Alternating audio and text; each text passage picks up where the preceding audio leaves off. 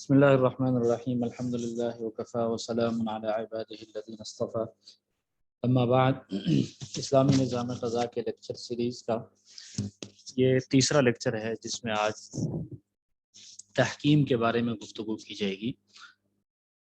تحکیم کا مطلب یہ ہے جس کو ہم عام طور پہ ثالثی کہتے ہیں یا کسی کو ثالث بنایا جاتا ہے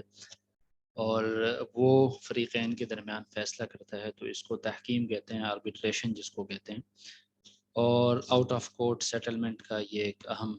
شرعی وسیلہ ہے، ذریعہ ہے۔ اس کے بارے میں آج ہم گفتگو کریں گے۔ سب سے پہلے یہ ذہن میں رہے کہ تحکیم کی ضرورت اس لیے پیش آتی ہے کہ عام طور پہ قاضی کے جو پروسیجرز ہوتے ہیں قضاء کے وہ لمبے ہوتے ہیں اور جو اس کی فارمیلٹیز ہوتی ہیں وہ کمپلیکیٹڈ ہوتی ہیں۔ اس وجہ سے جو پارٹیز ہوتی ہیں وہ کبھی قاضی کے پاس نہیں جانا چاہتے بلکہ وہ جلدی سے اپنے معاملے کا فیصلہ کرنا چاہتے ہیں۔ تو اس کا حل یہ ہے کہ یہ دونوں کسی ثالث کے پاس جا کے اپنا فیصلہ حل کروا دیں۔ خاص طور پہ جہاں پہ مسلم مائنارٹیز رہتے ہوں تو وہ وہاں پہ وہ جو اقلیتوں کا مسائل ہوتے ہیں، چونکہ وہاں پر قاضی نہیں ہوتا مسلمان، یا اگر قاضی ہوتا ہے تو وہ شریعت کے مطابق فیصلہ نہیں کر سکتا، تو وہاں پر تحکیم یہ ایک الٹرنیٹ آپشن ہے کہ کسی مسلمان آدمی کو حکم بنا دیا جائے جو فریقین کے درمیان فیصلہ کر دے۔ تحکیم کی تعریف لغت میں تحکیم کہتے ہیں کسی کو حکم بنانا۔ حکمت الرجل کا مطلب یہ ہے کہ فیصلے کا اختیار میں نے اسے سونپ دیا، اور اصطلاح میں اس کی تعریف ہے کہ اتخاذ الخصمین برضاہما حاکما یفصل خصومتہما ودعواہما، کہ دونوں پارٹیز اپنی رضامندی سے کسی آدمی کو حاکم مقرر کر دیں جو ان کے جھگڑے اور ان کے دعویٰ کے بارے میں ان دونوں کے درمیان فیصلہ کر دیں۔ تو گویا وہ جو حاکم ہوتا ہے وہ فریقین کی رضامندی سے ہوتا ہے، وہ فریقین ہی اس کو متعین کرتے ہیں اور حکومت کی طرف سے وہ متعین شدہ نہیں ہوتا۔ اب قضاء اور تحکیم کے درمیان فرق کیا ہے؟ قاضی اور حکم کے درمیان فرق جو ہے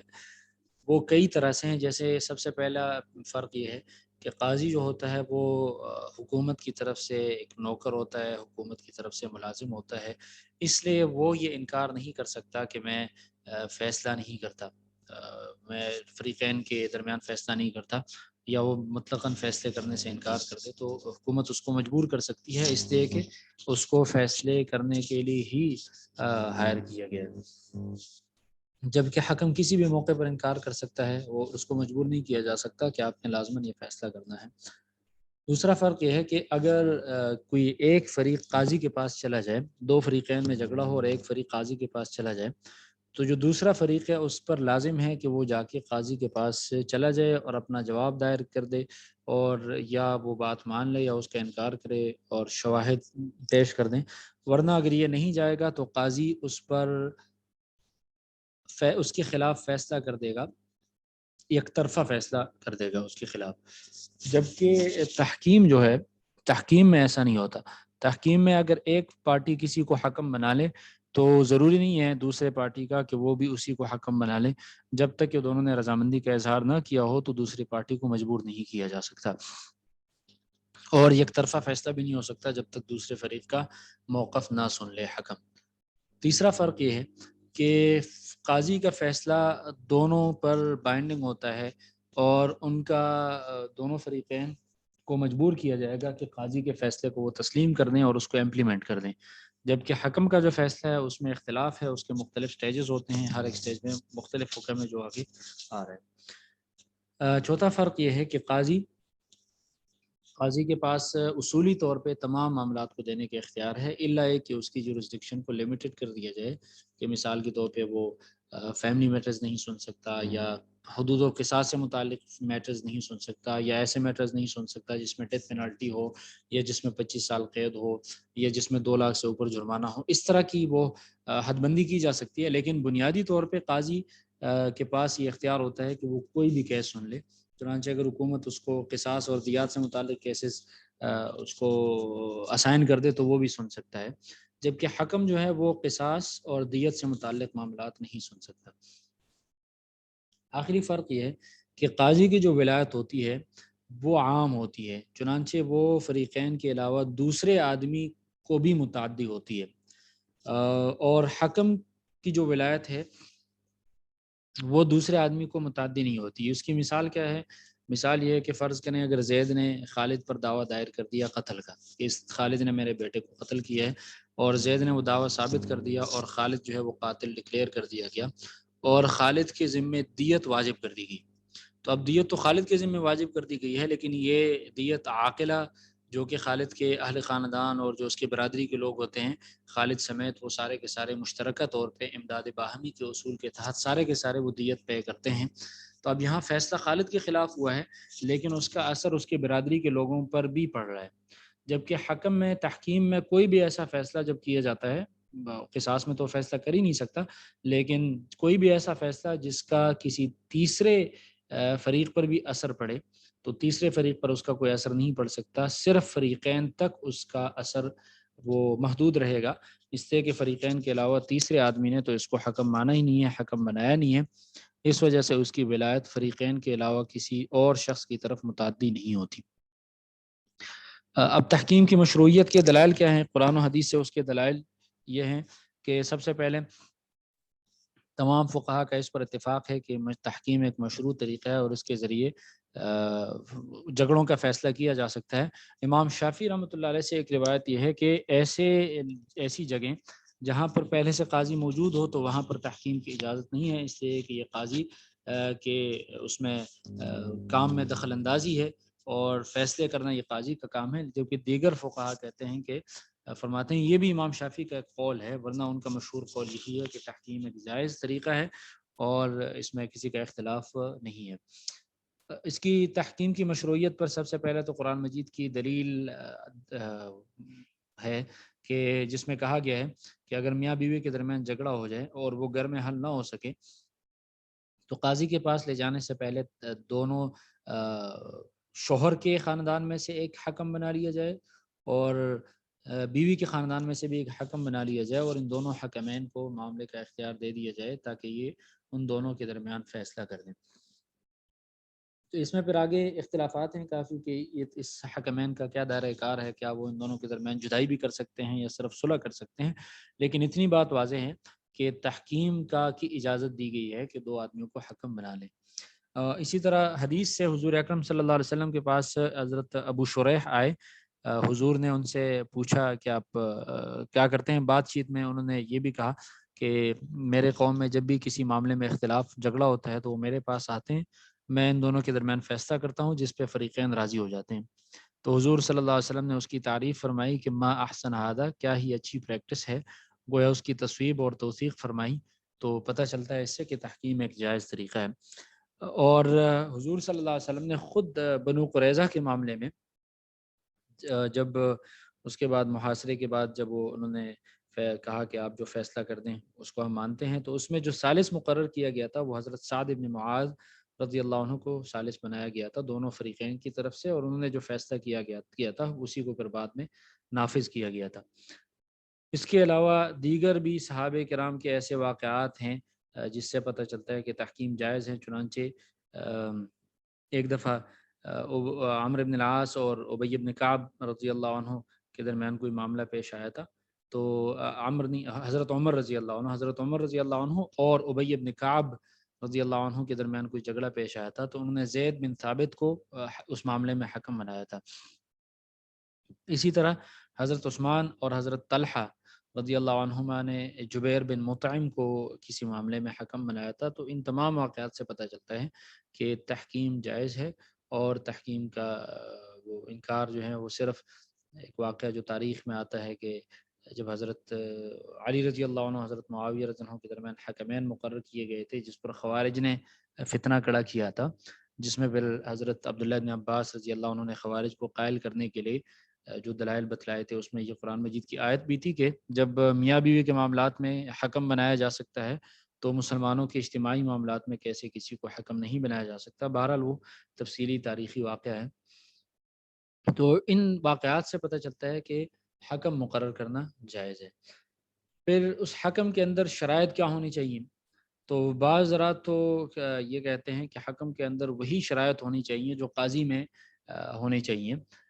جو قاضی کی شرائط آگے ہم پڑھیں گے کہ قاضی کے لیے کافی ساری شرائط ہیں، تو بعض فقہا یہ کہتے ہیں کہ وہ تمام شرائط کا حکم میں بھی پایا جانا ضروری ہے، لیکن احناف حنفی فقہا جو ہے اس میں تھوڑی سی تخفیف کرتے ہیں، چنانچہ وہ قاضی کے لیے تو بلوغ شرط قرار دیتے ہیں کہ قاضی کا بالغ ہونا ضروری ہے، لیکن حکم کے لیے وہ کہتے ہیں کہ اگر کوئی ایسا بچہ ہو جس کو ولی کی طرف سے اجازت دی گئی ہو، سبی معدون جس کو کہتے ہیں، تو اگر فریقین اس کو حکم بنانے پر راضی ہیں تو اس میں کوئی اعتراض نہیں ہے، اس کو حکم بنایا جا سکتا ہے۔ اسی طرح کافروں کے درمیان کسی کافر کو بھی حکم بنایا جا سکتا ہے۔ حنفی فقہا تو کافروں کے اوپر کافر قاضی بننے کے بھی قائل ہیں، اور قاضی اگر کسی کافر کو قاضی بنایا جائے وہ بھی جائز ہے ان کے ہاں، وہ اس کی تفصیل آگے آ رہی ہے۔ اسی طرح کسی عورت کو بھی حکم مقرر کیا جا سکتا ہے، جن معاملات میں عورت کو قاضی بنایا جا سکتا ہے تو ان معاملات میں عورت کو حکم بھی بنایا جا سکتا ہے حنفی فقہا کے ہاں، جبکہ دیگر فقہا یہ کہتے ہیں کہ قاضی کی تمام شرائط کا یہاں پہ بھی پایا جانا ضروری ہے، چنانچہ جن کے ہاں کافر کو قاضی نہیں بنایا جا سکتا تو ان کے ہاں کافر کو حکم بھی نہیں بنایا جا سکتا، اسی طرح عورت کو بھی نہیں بنایا جا سکتا، اسی طرح بچے کو بھی نہیں بنایا جا سکتا۔ پھر اگلی بات یہ ہے کہ کبھی کبھار فریقین یہ کرتے ہیں کہ کسی آدمی کو حکم بنا لیتے ہیں، لیکن حکم بنانے کے بعد وہ اس سے رجوع کر دیتے ہیں کہ جی میں اس کو حکم نہیں مانتا، تو کیا رجوع کیا جا سکتا ہے یا نہیں؟ اس کے 3 مراحل ہیں۔ پہلا مرحلہ یہ ہے کہ کسی کو حکم بنا لیا گیا اور حکم نے ابھی فیصلہ شروع نہیں کیا، ابھی پروسیڈنگ سٹارٹ نہیں ہوئی، یہ پہلا سٹیج ہے۔ دوسرا سٹیج یہ ہے کہ اس نے ابھی پروسیڈنگ سٹارٹ کر دی ہیں لیکن فیصلہ نہیں سنایا۔ تیسرا سٹیج یہ ہے کہ اس نے فیصلہ بھی سنا دیا۔ تو جو پہلا سٹیج ہے کہ جس میں صرف اس کو حکم بنایا گیا ہے، ابھی اس نے فریقین کا موقف سننا شروع نہیں کیا اور اس نے تحکیم کی پروسیڈنگز کو سٹارٹ نہیں کیا، تو اس دوران کوئی بھی پارٹی رجوع کر سکتی ہے اور وہ یہ کہہ سکتی ہے کہ جی میں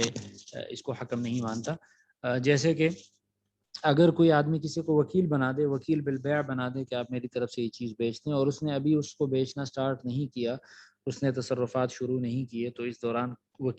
موکل کسی بھی وقت وکیل کو معزول کر سکتا ہے اور اس سے رجوع کر سکتا ہے۔ دوسرا مرحلہ جو ہے کہ محکم، یعنی حکم نے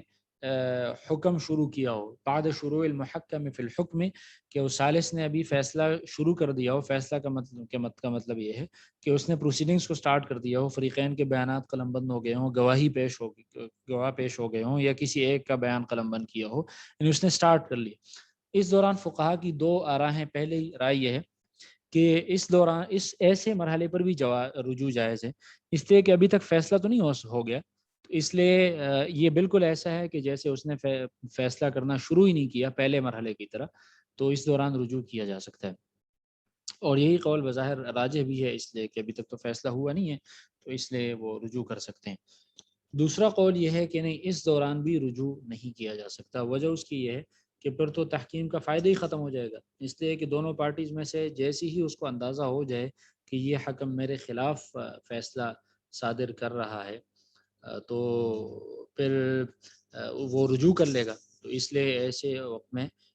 رجوع نہیں کیا جا سکتا، اس لیے کہ جیسے اس کو اندازہ ہو جائے تو وہ کہے گا کہ میں اس کو نہیں مانتا۔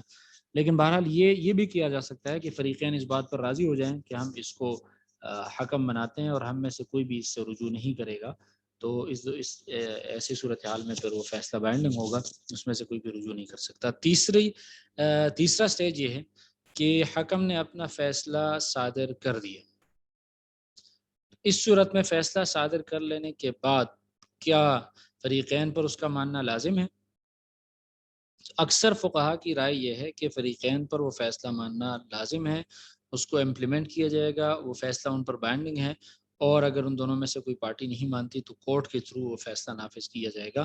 یہ جمہور کی رائے ہے، حنفی فقہا، مالکی اور حنبلی فقہا کی رائے ہے، اور یہی امام شافعی کا راجح قول ہے۔ امام شافعی کا ایک اور قول یہ ہے کہ نہیں، فیصلہ کرنے کے بعد حکم جو ہے وہ ان دونوں سے پوچھ لے گا کہ کیا تم ان دونوں اس فیصلے پر راضی ہو؟ اگر وہ کہہ دیں کہ ہم راضی ہیں تو پھر یہ بائنڈنگ پوزیشن اختیار کر لے گا، لیکن اس مرحلے سے پہلے فیصلہ کر لینے کے بعد بھی ان دونوں کے پاس رجوع کا اختیار ہے، لیکن اگر فیصلہ کر لینے کے بعد وہ دونوں کہہ دیں کہ ہم اس فیصلے کو مانتے ہیں، تو اس کے بعد پھر رجوع نہیں ہو سکتا۔ بہرحال پہلے مرحلے میں تو بالاتفاق ہو سکتا ہے، دوسرے مرحلے میں اختلاف ہیں، اور تیسرے مرحلے میں جمہور یا اکثر تقریباً سارے فقہا کے ہاں اس مرحلے پہ رجوع نہیں ہو سکتا۔ پھر جیسے شروع میں ہم نے کہا تھا کہ قاضی جو ہے نا وہ تمام معاملات کو ڈیل کر سکتا ہے، جبکہ حکم جو ہے وہ کچھ معاملات ڈیل کر سکتا ہے، کچھ نہیں ڈیل کر سکتا۔ اس میں تنازعات جو ہیں اس کی دو قسمیں ہیں۔ نمبر ایک، پہلی قسم یہ ہے کہ جس میں فقہا کا اتفاق ہے کہ اس میں کسی کو حکم بنایا جا سکتا ہے، جیسے اس میں مالی حقوق ہیں، جو ٹرانزیکشنز کنٹریکٹس وغیرہ ہوتے ہیں، یا اسی طرح جو عقود المعاوضات ہیں جس میں جو کموٹیٹیو کنٹریکٹس ہیں جس میں دونوں طرف سے کنسیڈریشن ہوتی ہے، جیسے بیع و شراء ہے، اجارہ ہے، پارٹنرشپ ہے، مضاربہ ہے، ان سب معاملات میں کسی کو حکم بنایا جا سکتا ہے۔ دوسری قسم وہ ہے کہ جس میں اختلاف ہے، تو اس میں حنفی فقہا یہ کہتے ہیں کہ حدود اللہ میں تحکیم نہیں ہو سکتا، جیسے کسی آدمی کے خلاف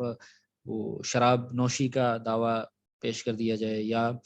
چوری کا معاملہ ہو، ارتداد کا معاملہ ہو، اسی طرح قصاص کا معاملہ ہو، دیت کا معاملہ ہو، تو یہ ان میں حکم جو ہے فیصلہ نہیں کر سکتا۔ اس کے علاوہ باقی معاملات میں حکم فیصلہ کر سکتا ہے۔ اس لیے وہ فرماتے ہیں کہ حکم کا فیصلہ ایسے ہے جیسے صلح فریقین کے درمیان کیا جاتا ہے، تو جن چیزوں میں صلح جائز ہے تو اس میں تحکیم بھی جائز ہے، جن چیزوں میں صلح جائز نہیں ہے تو اس میں تحکیم بھی جائز نہیں ہے۔ تو اس لیے ان کے ہاں حدود اللہ میں، قصاص میں، دیت میں، ان چیزوں میں تحکیم درست نہیں ہے۔ امام مالک رحمۃ اللہ علیہ، مالکی فقہا نے 7 چیزیں ذکر کی ہیں جس میں تحکیم جائز نہیں ہے، جس میں حدود ہیں، لعان ہے، لعان جس میں آدمی اپنی بیوی پر تہمت لگاتا ہے، جس کے بعد قسمیں اٹھانی پڑتی ہیں، قتل کا معاملہ ہے، ولا کا معاملہ ہے۔ ولا کہتے ہیں اس کو، پرانے زمانے میں جب کوئی آدمی کسی غلام کو آزاد کر لیتا تھا اور اس غلام کا کوئی نسبی رشتہ دار نہیں ہوتا تھا اور وہ غلام فوت ہو جاتا تھا، تو غلام کی جائیداد کو ولا کہا جاتا تھا اور وہ آزاد کرنے والے کو ملتا تھا، لیکن اس شرط کے ساتھ کہ اس کا کوئی اور خونی رشتہ دار نہ ہو، جس کی تفصیل میراث کے کتابوں میں موجود ہے۔ نسب کے معاملے میں اگر جھگڑا ہو جائے کہ مثال کے طور پہ کوئی بچہ راستے میں پایا گیا اور 2 آدمیوں کا اس پر جھگڑا ہو گیا کہ یہ کس کا بیٹا ہے، اس میں تحکیم نہیں چل سکتا۔ اسی طرح طلاق کے معاملے میں اور عتق، غلام کی آزادی کے معاملے میں، اس لیے کہ اس میں ان میں سے اکثر معاملات ایسے ہیں کہ جن کا تعلق جو ہے وہ فریقین کے علاوہ باقی لوگوں سے بھی ہے، حالانکہ باقی لوگ تو اس پر راضی نہیں ہیں۔ جیسے مثال کے طور پہ اگر نسب کا معاملہ ہے تو بچے پر ہی جھگڑا ہوگا، تو اس میں فریقین تو اس پر راضی ہیں لیکن وہ بچہ تو اس پر راضی نہیں ہے، بچے پر تو حکم کی ولایت نہیں ہے، تو اس لیے اس ایسے معاملات میں کسی کو حکم نہیں بنایا جا سکتا۔ امام شافعی رحمۃ اللہ علیہ فرماتے ہیں کہ ایک قول تو یہ ہے کہ ہر چیز میں تحکیم جائز ہے، کوئی ایکسیپشن نہیں ہے۔ دوسرے قول میں انہوں نے حدود، قصاص اور نکاح کے معاملات اور لعان کے معاملات کا استثناء کیا ہے۔ اسی طرح حنابلہ نے بھی جو نکاح کے معاملات ہوتے ہیں اور لعان کے، حدود کے اور قصاص، یہی چیزیں،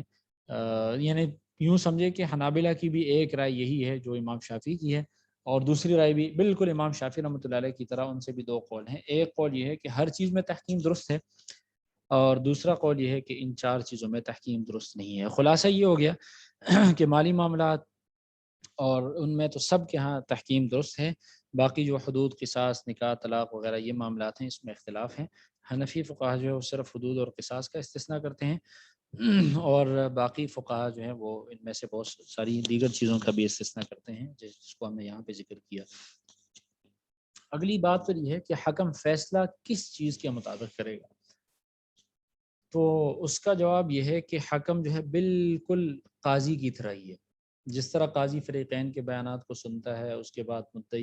مدعا علیہ سے پوچھتا ہے کہ کیا تم اس بات کو مانتے ہو، پھر اس کے بعد گواہ طلب کیے جاتے ہیں، پھر گواہوں پر جرح ہوتی ہے، پھر اس کے بعد اگر گواہ نہ ہو یا اس پر جرح ہو جائے پھر قسم اٹھانی پڑتی ہے۔ تو تمام جتنی بھی وسائل اور اسبات ہیں جن پر قاضی ان کو اختیار کرتا ہے، تو اسی طرح حکم بھی ان کو اختیار کر سکتا ہے۔ اور غور سے اگر دیکھا جائے تو آج کل ہمارے ہاں جو جرگہ سسٹم رائج ہے اس میں اور تحکیم میں یہی فرق ہے کہ جرگہ بنیادی طور پہ شریعت کے مطابق فیصلہ کرنے کا اپنے آپ کو پابند نہیں سمجھتے، بلکہ وہ ایک صلح کی صورت ہوتی ہے،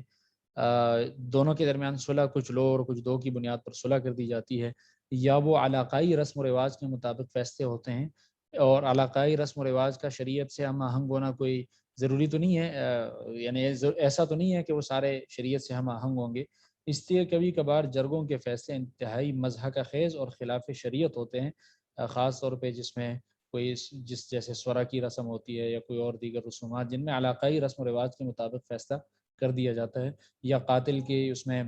فیملی میں سے کسی اور کو قتل کے لیے دے دیا جاتا ہے۔ تو اس طرح کے بہت سارے فیصلے وہ ایسے ہوتے ہیں کہ جو شریعت کے بالکل برخلاف ہوتے ہیں، اس لیے کہ وہ انہوں نے تو وہ یہ اپنا ڈومین ہی نہیں سمجھا کہ ہم شریعت کے مطابق فیصلہ کرتے ہیں، بلکہ وہ یا تو صلح کرتے ہیں اور یا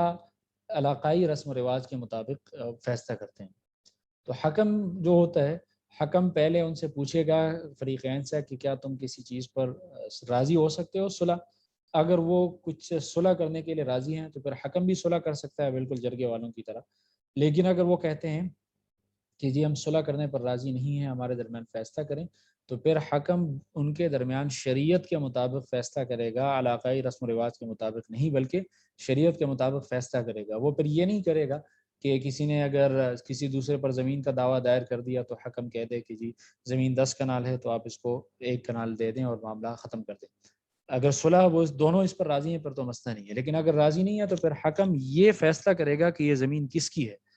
اور پھر اس کے بعد وہ فیصلہ صادر کرے گا جس طرح قاضی کے ہاں۔ تو اگر صلح کا امکان ہو تو جرگے اور اس میں تحکیم میں یہ فرق ہے کہ جرگہ والے لوگ صلح کرتے ہیں، جو کہ حکم بھی صلح کر سکتا ہے اگر دونوں فریقین راضی ہیں۔